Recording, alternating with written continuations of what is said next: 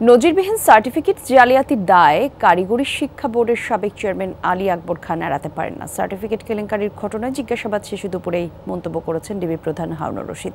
জানান, এই ঘটনায় তদন্ত চলছে। আলী আকবর খান গোয়েন্দা পুলিশের নজরদারিতে থাকবেন, তদন্তের স্বার্থে সময় নেওয়া হচ্ছে, তাই এখনই তাকে গ্রেফতার করা হচ্ছে না। ডিবি প্রধান আরও বলেন, কারিগরি শিক্ষা বোর্ডের সাবেক এই চেয়ারম্যানের কাছ থেকে যৌক্তিক উত্তর না পেলে আইনানুগ ব্যবস্থা নেওয়া হবে।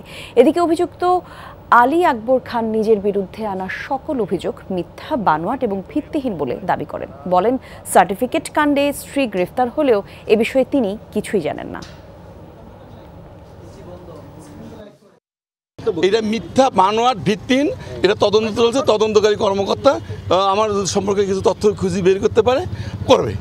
যেহেতু আমি বোর্ডের প্রধান, সেই হিসেবে আমার দায় আমি এড়াতে পারি না। বইয়ের থেকে যারা আসবে তদন্ত করতে, সেখানে সে যেটা বলেছেন যে ওই যে সার্টিফিকেটগুলো ইস্যু হয়েছে, কত সংখ্যক সার্টিফিকেট ইস্যু হয়েছে, এটা তদন্তটা করে এবং এটার সাথে কী পরিমাণ টাকা লেনদেন হয়েছে, এই টাকার লেনদেনের বা কারা কারা পেয়েছে, সব কিছু তদন্ত করে তারপরে আইনগত সে আমাদের থাকবে,